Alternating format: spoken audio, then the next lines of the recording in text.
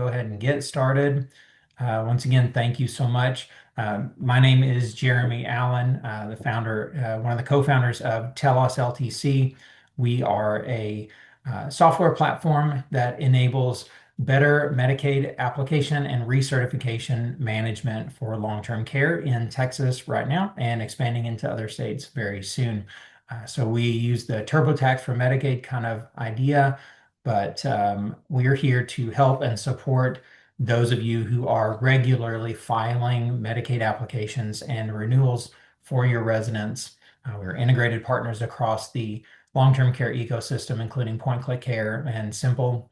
Lots of shared data there. So here we go. Let's kind of starting off. I want to be clear about one thing is that when we are talking about eligibility today, we are talking about financial eligibility. We are not going to be covering medical necessity, different state forms like your 1819s and LTCMIs. We'll leave that to the professionals, to our MDS coordinators. Shout out to some of you who are joining us today. Your work is incredible for those of our nursing staff and administrators as well. So we're going to be discussing financial eligibility for Texas Medicaid. So whenever we start talking about eligibility for Medicaid, we have two primary financial categories that are relevant. First are resources. Now, we might use the term assets, but the state of Texas refers to these things as resources. So that's how we do that, just to be consistent. And then there is income. So resources are what you own, income is what you make. Under that resources category, of course, we have two primary sort of subcategories there. We have our countable resources. These are things where the value of that item is countable as a resource, as countable toward eligibility. Could be a barrier to your eligibility. And then we have non-countable resources. Of course, as the name implies, the value of these items is not countable toward your eligibility. Now, just a little caveat, because I don't want to forget, just because something is non-countable does not mean that you can give it away without penalties. So just bear that in mind. Income, on the other hand, of course, again, is what you make each month or by the receipt of conversion of a resource at any point in time. So principally, we're going to be talking about things like Social Security, pensions, VA. In Texas, we'll have TRS, TCDRS, TMRS, all of those things are going to be our sources of income. Medicaid is principally concerned with monthly gross income. So that's very important to keep in mind. We'll touch on that just a little bit later, but monthly gross income is very important when we start talking about eligibility. There are also two different applicant types or cohorts of applicants, right? So these are going to fall into two basic categories. So we have single individuals, single folks, either never married, divorced, widowed, and then similar policy guidelines for folks that are married and both applying for Medicaid together. Also very important to remember that they have to be in the same facility. If they are in two different facilities applying for Medicaid, they are tested as two individuals. So single or married, both applying in the same facility. And then the other cohort here is going to be what we refer to as a spousal application. So this is where we're going to have an applicant in a long-term care facility and a community spouse. So whether they're living at home, living in an apartment, something like that, they are going to be referred to as community spouse. So two different groups here with very different rules and policies around eligibility for those two different cohorts. All right, talking about resources and countable resources in particular. So we will kind of get into the weeds a little bit more here in just a bit, but for a single applicant, no change for the last, I don't know how many years. A single applicant in Texas is allowed $2,000 in countable resources. A married couple, again, both applying, both in the same facility. That is, their combined countable resources are going to be $3,000.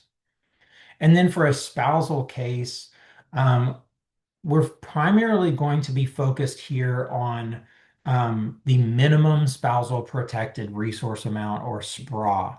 Now, Texas does have a minimum and a maximum amount. They use both of those, but the maximum amount can be a little misleading. Some states allow you to own all the way up to the maximum before there's any issues. Texas, on the other hand, as soon as you crest over that minimum amount, you have another set of regulations and rules around what you can own in countable resources. So again, we'll talk about this more in a bit, but you have $32,532 plus the $2,000 that's allowed to the resident for really a cumulative amount of $34,532 for that minimum amount. So for general purposes, we would recommend, and Telos is capped at on your calculators. For those of you who are customers, you'll know that you plug in your information, it's going to calculate all this stuff for you. But it's going to be capped at $32,532, that minimum amount. After that, you start dealing with larger and larger sums of resources, larger and larger amounts of resources, and the liability all around increases. And so, as a general matter, it's safe to assume that as you start pressing over that amount, if you cannot reduce that in a reasonable way, so that's maybe on a prepaid burial or something, or simply paying the facility for a month, referring out to a local law firm is advisable. They are equipped to handle larger amounts of money and give good advice on how to protect and preserve those assets, but also make sure that you as a facility get paid in the correct way and in a timely manner. Once again, shout out to our folks in the audience that are representing the legal community. I appreciate y'all joining us as well. So jumping over to our, all right, it's exciting. Jumping over to our income limits for this year, for 2026, the single applicant, the applicant limit is $2,982. That is the income limit for this year. Now that is and I saw someone raise your hand. If you will hang on to that. We are going to have some time at the end for questions, so we'll get to those here in just a bit. For an applicant who is single and applying, that monthly gross income limit is $2,982 in gross monthly income. Similarly, if the applicant is married and has a community spouse, the applicant is also tested at $2,982. If you have a married couple and they are both in the facility, both applying together, they are tested at double that amount, so $5,964 as a cumulative total income amount between the two of them. So to kind of put a finer point on that, if someone is single, and they exceed 2,982, next steps are going to be to establish a qualified income trust, or a QIT. This is also sometimes referred to as a Miller Trust. I prefer the term qualified income trust because income is in the name. It helps us remember what it is there for. It is solely there to address the issues of income. If someone makes too much, this has to be done. This is not to hold resources. It cannot be established by holding resources. That's not what it's for. These are very important to get established in the month you want your benefits to begin. So what I mean is if you want Medicaid to start in January and by all other accounts, someone is eligible for Medicaid in January, you have to get that QIT set up this month. Failure to establish that QIT in the month you want your benefits to begin will prevent you from getting any retroactive benefits in that month. So there are no retroactive benefits for months in which a QIT is not established. So very, very important to recognize that early and take action on that. Once again, if you're using Telos, you know Telos is going to flag for that. And so you can put your attention toward getting those things established. Now, if you have a community spouse, there are no income limits for them. So you could have a community spouse who's still working, whatever, they may make $4,000 or $5,000 a month. They do not have to establish an income trust for themselves. Okay. It is only the applicant. So, as an example, Mr. and Mrs. Jones, Mr. Jones is in the nursing home, Mrs. Jones is in the community. Mr. Jones makes $3,000 a month by himself. Mrs. Jones only makes $500 a month. So he needs a qualified income trust for himself because he is the applicant. If the roles were reversed, say he was making $500 a month and she made $5,000 a month, she does not need a QIT because she is not the applicant. All right. So very important to kind of keep those things in mind when you're taking that into consideration. Now, since we're talking about income and we're talking about a community spouse, there is another general sort of limit or cap, and that is referring to how much we can divert to the community spouse. So this is how you end up with folks who are total vendor or full vendor, or have a very low income, applied income based on what you know that they make. And that is because they are diverting some or all of their income for the benefit of that community spouse to continue to live and thrive. And that amount is $4,066.50. So the calculation on how that gets figured is, again, in our example, Mr. Jones is in the facility, Mrs. Jones is in the community. Mr. Jones makes $1,500 a month. Mrs. Jones makes $1,500 a month. He gets to divert all of his income to her because the total amount of her gross income at $1,500 and his income at $1,500 only gets to $3,000, meaning that is below that diversion amount. So this is referred to as the monthly maintenance needs allowance. Texas only uses the maximum amount. And so he gets to divert everything to her. He is therefore going to be total vendor.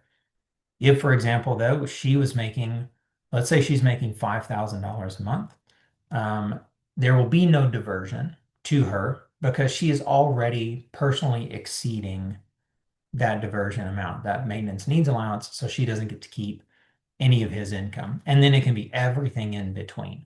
Once again, Telos is going to do that for you. So another reason, if you're interested in talking more, we'll have that for you later. Okay. Moving on to discuss briefly verification of income. As we talked about before, this is going to be everything that general types of income. So Social Security, pensions, some types of VA benefits, disability for sure. Aid and attendance gets calculated up a little bit differently. However, if you're running into those things, probably once again, good to talk to an attorney on how to deal with VA in particular, but annuities, royalties, mineral rights, and income, we'll talk about that here in a moment, and then dividends and interest off of investment products. Once again, just to kind of get back to it, it's really important that we are considering gross income here. Always assume when you're looking at a bank statement that is net, that there's something coming off of the top until you get written verification from that source, whether it's Social Security, the pension provider, or whatever, as to what that gross and net breakdown is. If you just trusting what is hitting the bank, you could get burned having needed a QIT that didn't get set up. That is a painful mistake. So always verify what that gross income amount is. So this is before any deductions, Medicare premiums, taxes, insurance, and any of those things. All right. So, how's income defined? This is from the Medicaid handbook. So, income is any item a person receives in cash or in kind that can be used to meet his or her needs for food or shelter.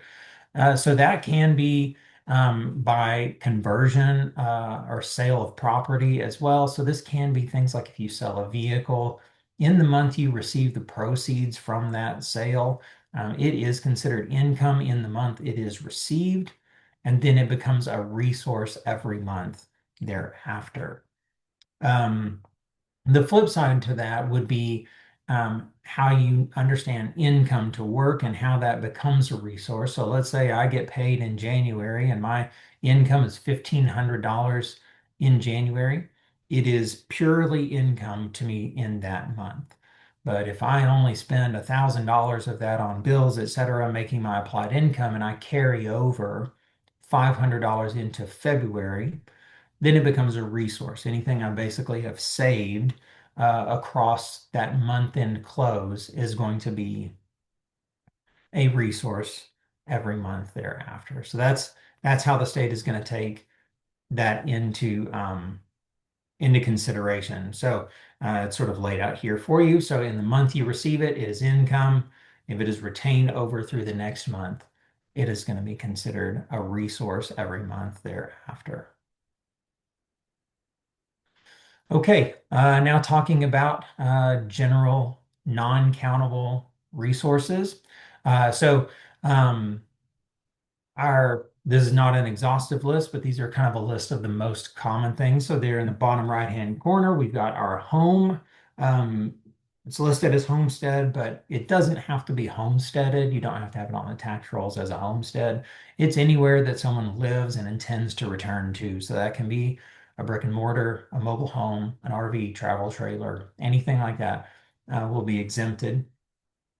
Now, the the way that that gets figured on as a resource, it is going to be exempt for someone who is married and has a community spouse living in the home is going to be considered non-countable. The value of that home has no limit or cap if that spouse is living there, and it's not state specific. So the home can be in New Mexico, Oklahoma, whatever, if that is where the spouse resides, but you have someone there, but the applicant is in a Texas nursing facility. So in that case, the value is not limited. If, however, that person is single, the equity cap for this year is $752,000, and that home must be located in Texas. So if it is out of state, it is considered a countable resource. So if they're moving to Texas to a nursing home, from another state and they have a home back in New Mexico, doesn't matter what the value is, it is going to be counted as a resource. Now, of course, if you've been around a while, you know that if that home is listed for sale, then it is going to be exempted for the length of time it is up for sale. Now, you have to be making a good faith effort there. So listed with a realtor, listed in a reputable source, and actively making efforts to sell that. But it will be considered non-countable. However, that does not mean that it is not susceptible to a state recovery. So bear all of that in mind. A vehicle, a primary vehicle is going to be excluded. You can have a second vehicle and that be non-countable as well. This has to be necessary to transport the beneficiary. So that's primarily going to be things like a handicap accessible van or a handicap accessible vehicle. It can't just simply be because dad prefers riding in his truck and not in mom's car or something like that. So primary vehicles, there's no value cap on that vehicle. Prepaid funeral contracts. So this is going to be going to the funeral home and purchasing a contract or a burial plan through the funeral home. If that has been made irrevocable, it will be considered non-countable. The form you're actually typically going to be looking for there is a waiver of right to cancel. And that usually has to be provided upon request. It's not a standard document that comes with every purchase. And it simply means that the plan has to be used for its intended purpose and can't be cashed out later. So prepaid funeral contracts, are going to be considered non-countable. Just as a bit of an aside, and I think we talk about this later, but might as well talk about it now. When you're speaking to someone and they indicate you're trying to find out about all types of resources and matters of life insurance and burial contracts come up, be very clear about what it is that you're asking that individual or that family member regarding prepaid burial contracts, because many people have a life insurance policy with that is they intend to use for funeral services. Um, but that's not a prepaid burial contract. That's a life insurance policy. So make sure that, questions like, did you go to the funeral home and pay for it there, et cetera, things like that will be really helpful. And then also qualified investments. So these are going to be like traditional IRAs, 401ks, 403bs can be excluded if they are in what's called payout mode, which basically means that that individual is over the age of 73 and are in receipt of the required minimum distribution. So that's an amount that they have to start, someone has to start taking at currently at the age of 73. Um, if they are doing so, then that means that the balance of the account is excluded, but the income that comes off is countable. So that RMD amount is countable. All right, countable resources, again, not an exhaustive list, but it is a list nonetheless. So it's going to be sort of everything else. So financial accounts, checking, savings, CDs, money markets, brokerage, investment accounts, annuities, and then Roth IRAs, Roth 401ks, Roth 403bs, because they don't obligate someone to an RM that required distribution amount. Additional property, real estate other than the home. You can have contiguous property. So let's say you have a house and you own the lot next door that's contiguous, it all touches. That's all non-countable, even if they're platted differently. But if I own a lot on the other side of town, it is not exempt. It is going to be considered a countable resource unless it is listed for sale. And then life insurance, cash value is countable. The face value or death benefit is not countable. So very important. Um, Cash value life insurance is something you want to get on top of early and often because they are slow to give information. And it can, especially if the resident cannot speak for themselves, doesn't have capacity to do that, and you have to send in powers of attorney, can really bog things down. I think we've all been there. It's not a lot of fun. But if this is new to you, just know if you're talking about life insurance, that's a big deal to get on top of early. And then other assets like cash on hand, life estate interests, and promissory notes are all going to be countable. Now, how do we know the value of a resource and when is that determined?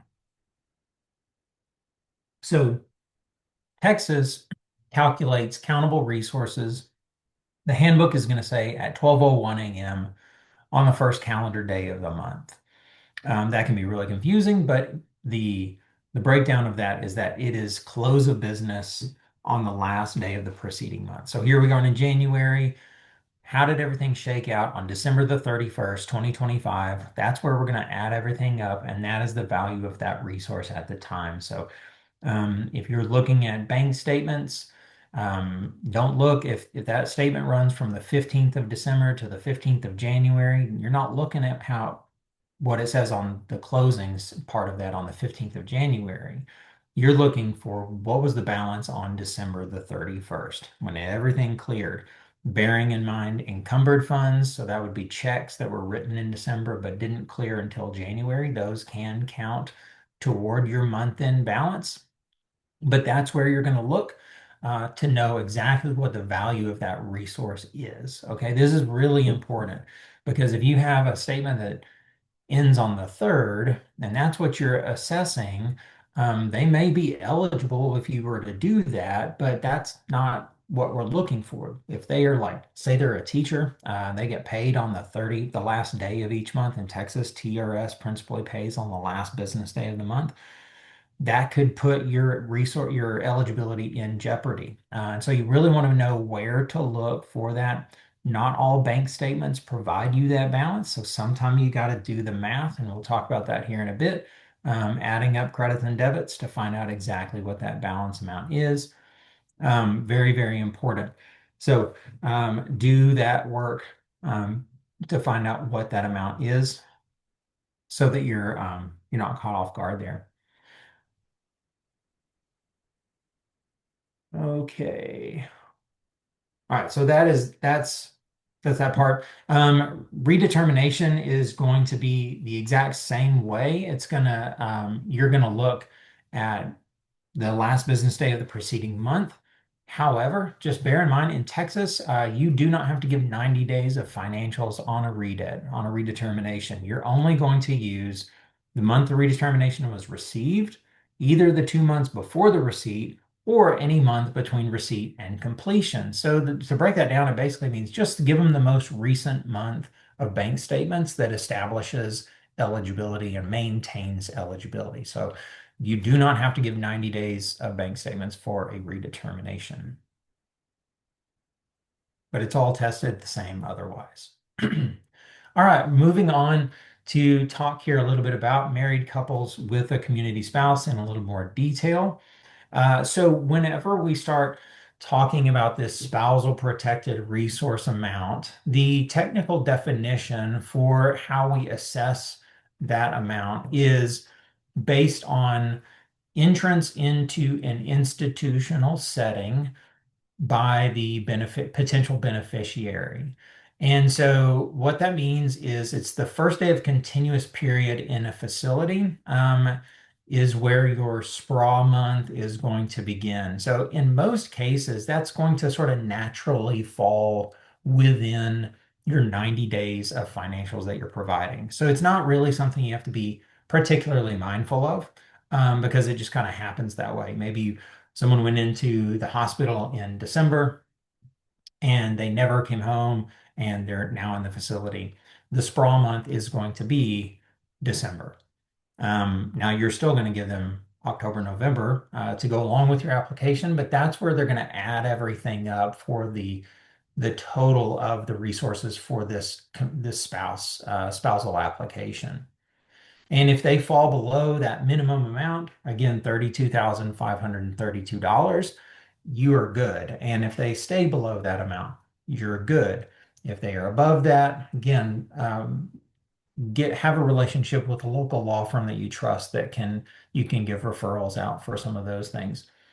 The only time that this can get a little weird is if you have someone who say went into the hospital in like say they went in May and they of 25 and they never went home, right? So they went hospital, SNF, hospital, LTAC, hospital, whatever, and have just never been home. In that case, your sprawl month is going to be May of 25, and that means that you do need to provide financial statements for everything, for all resources in May of 25 to show that. And then you're going to jump forward and give your standard 90 days, October, November, December, January for an application. So that is a little bit rare, but it does happen. And so you'll need to be aware of that. Okay, so that's how you assess this fraud. Now, the definition of how we calculate this can get a little weird, and this gets to why we think that it is healthy and best um, uh, for us to just aim to stay below the minimum. It doesn't mean that if they're above that, they can't get Medicaid. Matter of fact, you can have a lot more resources than that sometimes and still be even total vendor. But the formula is it's one half of the couple's combined countable resources, not to exceed the maximum resource amount set by federal law or the minimum resource amount set by federal law. So in this case, if someone has say $100,000 in combined countable resources with the couple, then you're going to cut that in half, and each is going to have $50,000 each, and you would actually have to reduce their total resources down below $50,000 to qualify. But again, you don't necessarily need to be handling cases like that. If you are a business office manager or whatever, the liabilities really do get really great there. So better to just if they're below the minimum, you're green.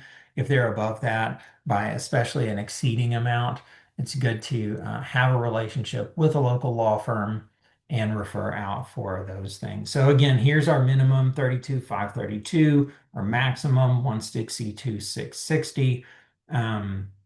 Just almost disregard that maximum because it things get a little bit tricky the more you exceed that minimum amount. So we're not going to get into expanding SPRAs or anything like that here today. That's for a different time and for other people to manage. But these are your amounts there. Okay, looking at how to manage a renewal for a married couple with a community spouse.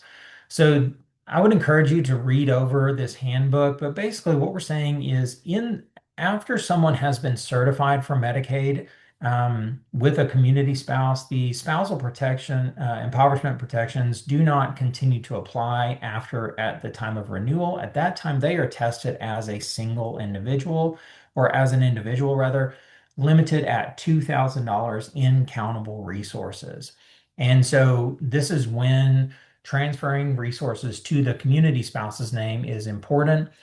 There are no penalties for doing so. In fact, the state encourages that in the forms and letters that they provide. And so it's good to get all of those things transferred over. And if you ever have questions about that, feel free to reach out. There's some information that we've provided here on how to handle those. That's in that handout. It gives a pretty detailed sort of overview there. So um, so that takes care of dealing with a renewal for with a community spouse. It's really easy for folks to lose coverage in situations like that if you're not proactive. So really look at the handout. Feel free to talk to us if you have questions. All right, moving on just a bit here. I do want to be mindful of time, but eligibility 201, this is kind of a little more information and some best practices, okay? So let's get to this. Again, saw that hand. We'll get to your questions here in just about, hopefully about 10 minutes. So eligibility 201 always starts with CYA. All right, so CYA is the name of the game. We all know what it stands for, right? I think we're all big kids, we know. Cover your application, right? Sorry, that's kind of a dad joke, but CYA, cover your application. And you're going to do that for three groups of people. You do it with your team leaders. So these are the people that you report up to. You do it with your MEWs, your Medicaid eligibility workers, and you do it for yourself. There are plenty of cases that are difficult. We do not want to create a complicated or difficult case out of a simple one. And CYA is the way that you make that, you prevent that from happening. All right. So, first of all, with your team leaders, detailed and comprehensive documentation is always best. So wherever you put that, shared information is critical. So not unlike the way our MDS folks and our nursing folks, they've got to notate and document everything because that is critical for reimbursement. Detailed notes around how you are proceeding with an application, who you've spoken with, when you called, all of that is critical. If you're using Telos, you've got ample opportunity to log all of those things to make sure that there is good communication up and down. It provides context and it helps them stand in the gap for you if things go sideways. So if you've done everything that you can, then and you've documented that, it's going to help a lot. Next, with your MEWs, your Medicaid eligibility workers. So couple of things. Number one, if you have the luxury of having your operator participates in the outbound worker program, you have an OW. These are the same people that get your applications time and time again. And we do not want to ask them to work cases that are insufficient if we can avoid it. So that means orderly applications. Telos will do this for you, but clearly written, clearly articulated, clarification where you can do it, and submitted complete to the best that you're able. They will appreciate it. The more they get good applications from you, the faster they will process those. The more they get bad applications from you, you're going to find some reciprocal action. I'll just kind of say it that way. Again, these are folks that are being asked to do a lot of work. I'm not giving them a pass where they mess up because Lord knows there's plenty of examples of that. But we've got to be the pros here. And so if we are, sort of taking care of business and doing our job, it will make their jobs easier. And then lastly, you CYA for yourself. Protect your future self. This gives you confidence and know that you sent everything correctly, that you can be prepared to defend your actions, and you can avoid having to redo work or scramble to find missing documentation or stuff. So if you do have to go to an appeal, you know what you sent. Again, that's why Telos is going to log all that for you and store that. You know where everything is. If you're out, someone can step in and help you defend your actions if that becomes necessary. So just I know you've got plenty of other things going on, so you don't want that nagging in the back of your mind. Did I do this correctly? All right, so then when we start talking about management of resources, there's three main ideas that we want to do. Number one, we want to do the work. Two, track the flow. And three, support the application. So one, do the work. Do noting where your month-end balances are and put those on your application. Do not leave that thing blank. Does your worker have to go in and verify? Yes, they absolutely do. But if you don't put in that balance, number one, they are going to start to wonder if you know what it should be. Number two, the people that you report up to will wonder, do you know what the balance should be, or are you guessing? So it just kind of spirals from there. The same with income information. Fill out all of that in your application. And then logging full account numbers. That needs to be on your application as well. So if the statement blanks out everything but the last four, do not just put the last four. The worker, you're going to get a 1020 for that. You're going to get a request for that full account number. So go and find that wherever it is needed. Um, so if they're not explicit, look for it from an alternative source. Sometimes checks and deposit slips will have that account number listed. Credit unions can be a little difficult because of the way that they do that. So worst case scenario can ask for a letter or a signature card that states those things. Track the flow. This is credits, debits, and transfers. So credits are deposits. So check all of your stuff to make sure that it is consistent. If you're seeing irregular deposits, find out where those are from. If someone's putting money in to help out mom or dad, we need to know, and that needs to stop. Debits are the same. If you see regular withdrawals, especially for paying bills, that's usually fine. So Walmart, the grocery store, gas station, whatever, that's okay. But if you're seeing irregular debits, like especially like ATM withdrawals or things like that, you're going to want to flag those and run that down. And then lastly is transfers.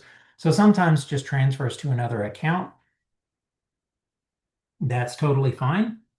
Maybe from a savings to a checking account, checking to savings that's owned by the same individual, not a big deal, or to an account owned by the community spouse, also not a big deal.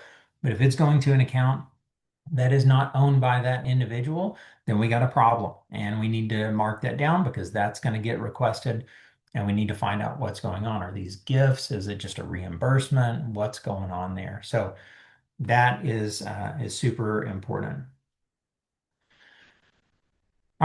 And then lastly is, supporting the application, again, doing all the work to get everything put together and in good order.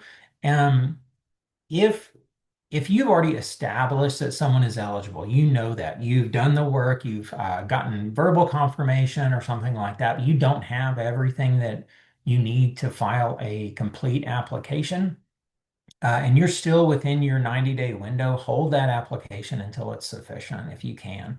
It's better to do that and give a good, solid application than to just shove something through. Now, if you're just trying to establish a file date and you're in a critical situation, I'm not saying that doesn't happen, but if you can hold that thing until you can give a good solid application. Additional account types, we've got those listed here. So these are things beyond a standard checking and savings. So certain CDs, money markets, prepaid debit cards, all of these things are going to be considered countable resources and are things that we want to run down. Again, we've touched on resources that are considered non-countable in certain circumstances, IRAs, 401ks, 403bs. If they're taking that RMD on an annual basis, see if they can start taking that on a monthly distribution. That'll make establishing the applied income a whole lot easier. Life insurance, again, these can get really tricky, but always want to find out, is it whole life? Is it term? In most cases, it will be whole life. Term life becomes almost cost prohibitive for folks as they begin to age. And so most people have whole life policies, which almost always accumulate some amount of cash value. The schedule that comes on the policy is not going to be sufficient to give you accurate cash value. You are going to want to get that from the carrier in real time. So that's why you want to get on that earlier. Term life policies, though, do not have cash value and as a result are not going to be considered countable resources. Illiquid resources. So we'll just briefly kind of talk about how these are defined and what that means. So this is going to be things like vehicles, things that you can't immediately go and use to pay for care. So second vehicles, real property, again, can't go and buy things with that per se. And then mineral rights. So these generally can be countable. The value as they are appraised is countable, but they also kick off income, so that can be considered as income. Now, there are some complex rules around how to get an exemption on that. The 6%, 6,000 rule is one of those. And so if, I focus particularly on minerals because in Texas, we just have a lot of folks that still own minerals, maybe in their home, under their home, or inherited from a family member. And so they can be really, really frustrating to kind of deal with. First of all, go look in the County Appraisal District website, especially if it's in Texas. You'll have a good chance of finding the value there. But then you're going to need to get um, some income information to see if that 6%, 6,000 rule applies. If you want more information about that, feel free to reach out to me and we can kind of discuss maybe on a separate call how those are used. But we do have that listed in the handout if you want to sort of peruse that a little bit. The 5-year look back. So this is where we start talking about gifts and transfers of assets and penalties. So the 5-year look back is technically a 60-month look back from your application month. And this is around everything from the gifting of items, selling items, trading items, and account closures. So closed accounts need to be documented with verification of closure and the proof of the receipt of funds. So if someone closed an account 3 years ago, need to get proof in writing that it was closed. Medicaid doesn't like a zero balance. They want something in writing that says closed. And then you need to prove where the money went. So if they closed a savings account and it went into their checking account, again, proof of closure and a copy of the bank statement that shows the receipt of funds. All right. Very important to document that. But there's no penalties for that. Nothing wrong with doing that. You just got to document it. Penalties are not a given. So there's nothing inherently wrong with selling things. So if someone sold a home or a piece of property 3 years ago, they're not going to get penalized for doing that. If they sold it for less than market value and they can't prove that it was sold for, it was done rightfully, like the house wasn't worth what the county said it was worth. So they got an independent appraiser, that's fine. If it was on the CAD for 100 grand, but they could only get 50, and that's what the realtor said, get that in writing and you're good. There's no penalties for that. And then lastly, when do penalties begin? Penalties do not begin until someone becomes eligible for Medicaid. So if they gave something away 3 years ago, The penalty doesn't start when they gave it away. It starts, let's say they apply in January. When they become eligible, that's when the penalty begins and begins running at that time.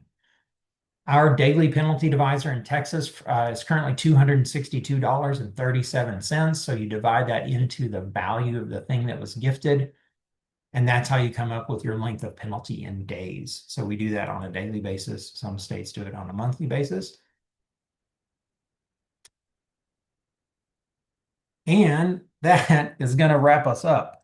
So, as I said, there is a lot more information in that handout. We actually have a list of some common legal documents that you can review, recommended application packet index. So, what you need in that, and how to arrange that, what signature pages go with what. Again, Telos will do that for you. And so, if you're interested in learning more about Telos LTC, you can schedule a demo with us at telosltc.com/demo. If you are a new customer and you are wanting to do some training, reach out at success@telosltc or just email me directly, and we'll get you all scheduled up for some additional training.